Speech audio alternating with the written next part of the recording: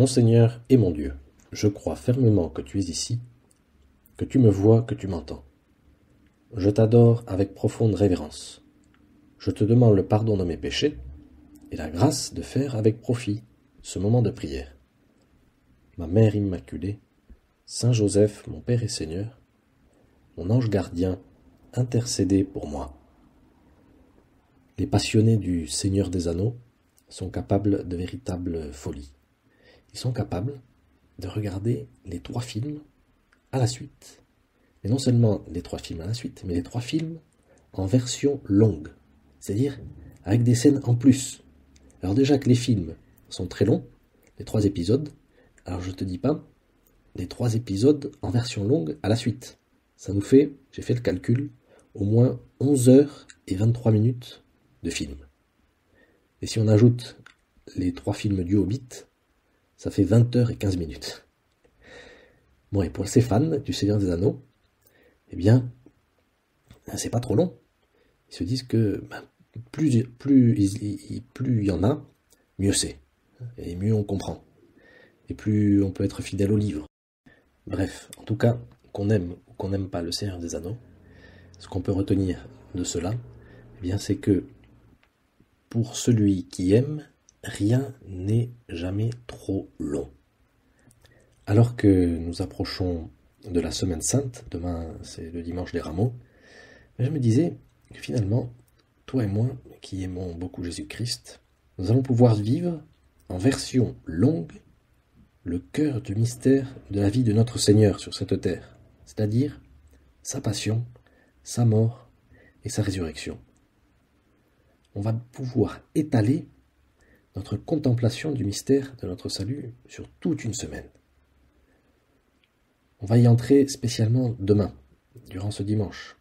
Nous allons lire bien la messe, l'évangile de la Passion selon saint Marc. Ça va être long, oui. Préparons-nous. Mais pour reprendre une formule de saint José Maria, si on trouve cela trop long, c'est que notre amour est trop court. Les fans du Seigneur des Anneaux, ils ne trouvent pas leur film trop long. Pendant cette semaine sainte, mon Dieu, on va pouvoir savourer, bien comprendre l'Eucharistie, jeudi saint, et son lien avec la croix, le vendredi saint.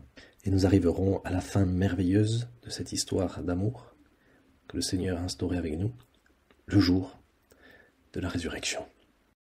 Aujourd'hui, dans la Sainte Messe, nous sommes déjà dans ce film version longue, avec une scène de l'Évangile qui nous permet de comprendre un peu mieux ou de souligner un des aspects fondamentaux de la Semaine Sainte. Et on nous raconte que, après la résurrection de Lazare, ce grand miracle qu'avait fait Jésus, bien certains qui avaient le cœur endurci ont commencé à avoir peur, au lieu de se réjouir. Et ils voyaient que le côté négatif des choses. Ils se disaient, Jésus, qui est un prophète, qui est quelqu'un de très novateur, eh bien il va avoir des conséquences néfastes sur l'équilibre politique de notre nation, de notre peuple. Alors ils vont voir Caïphe, le grand prêtre, et Caïphe leur donne raison. Caïphe dit, eh bien, il vaut mieux sacrifier un seul homme pour garder notre stabilité politique. Eh bien, il vaut mieux ça que nous périssions tous. De cette phrase terrible de Caïphe, nous pouvons cependant tirer 2 choses, apprendre même 2 choses. Caïphe était grand prêtre, et en tant que grand prêtre, il avait un don, selon les Juifs, un don de prophétie. On le voit chez certains grands prêtres de l'Ancien Testament. Ils font des prophéties. Et là, sans le vouloir, Caïphe fait une prophétie. C'est-à-dire qu'une seule personne, Jésus-Christ, va mourir pour nous tous.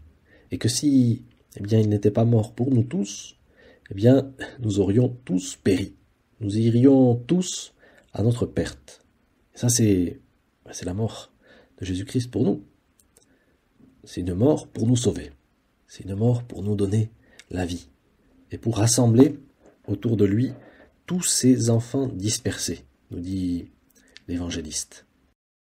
En plus d'avoir un certain pouvoir prophétique, le grand prêtre, dans l'Ancien Testament, il avait une autre fonction. Et c'était de prendre un bouc et de charger sur ce bouc tous les péchés du peuple d'Israël, tous les péchés du peuple juif. Il imposait les mains sur le pauvre petit bouc, et symboliquement, il le chargeait de tous les péchés de tout le monde. D'où l'expression du fameux bouc émissaire. Et en le chargeant de tous les péchés, ensuite, on jetait le pauvre bouc, on le sacrifiait, et on disait, voilà, Seigneur, nous voulons détruire tous nos péchés. Nous voulons les anéantir, pour que toi, tu sois toujours avec nous, pour que nous soyons toujours avec toi. Et en quelque sorte, c'est la deuxième chose que nous pouvons apprendre de ce passage de l'Évangile. C'est exactement ce que fait Caïphe, sans s'en rendre compte non plus, avec Jésus-Christ. Il le charge de tous les péchés des hommes, les tiens et les miens aussi. Et Jésus les prend sur lui, dès à présent, qui devient le bouc émissaire par excellence. Alors le bouc émissaire, c'était qu'un symbole de destruction des péchés. Mais Jésus, il va réaliser ce symbole. Il va permettre la destruction de nos péchés par sa mort, en les prenant sur lui et en mourant avec nos péchés, pour ensuite nous redonner la vie. Et finalement, c'est le cœur du mystère de la croix que nous allons vivre vendredi prochain. Et cette scène de l'Évangile nous permet de comprendre cela. La mort du Christ est un sacrifice pour l'unité de tous, pour la rédemption de tous. La mort du Christ est causée par tous nos péchés qui sont chargés sur ses pauvres épaules. Grâce à cet évangile, nous comprenons donc que la croix est le lieu où nous allons nous réunir autour de Jésus-Christ, où nous allons être rassemblés. C'est le lieu où Jésus rassemble ses enfants dispersés, et c'est le lieu où Jésus, bien entendu, charge tous nos péchés. Devant ce mystère de la croix, j'aimerais, Seigneur, que durant cette semaine sainte, et même à partir d'aujourd'hui, j'aimerais que ma réponse soit plus réfléchie, que ma réponse soit plus une réponse en version longue, c'est-à-dire une réponse plus amoureuse. Et en contemplant ta croix, je veux donc, pour correspondre à cet aspect de l'unité de la croix, qui rassemble tous tes enfants dispersés, je veux être un ferment d'unité, dans ma famille, dans mon travail, et fuir toutes les occasions de critique. Et je veux, Seigneur, contribuer aussi à unir tous tes enfants dispersés autour de toi.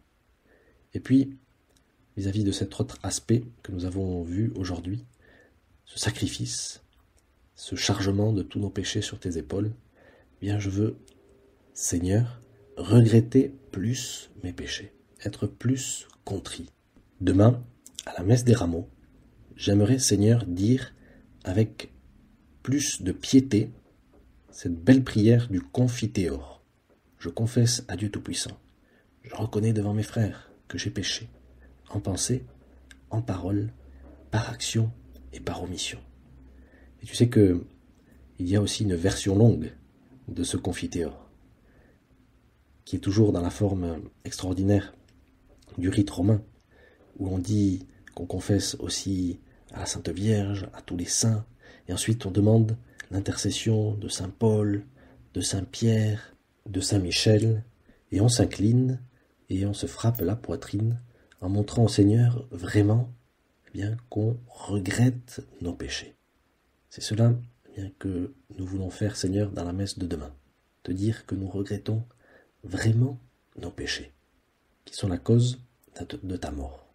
Nous entrons demain dans la version longue du mystère de Jésus-Christ. Mais pour nous, mon Dieu, qui sommes amoureux de toi, rien n'est trop long, parce que ton amour justement pour nous est infini, parce que cette histoire d'amour que tu as instaurée avec nous, elle est éternelle. Je te remercie, mon Dieu, des bonnes résolutions, des actes d'amour et des inspirations que tu m'as communiquées dans cette méditation. Je te demande de m'aider à les mettre en pratique. Ma Mère Immaculée, Saint Joseph, mon Père et Seigneur, mon ange gardien, intercédez pour moi.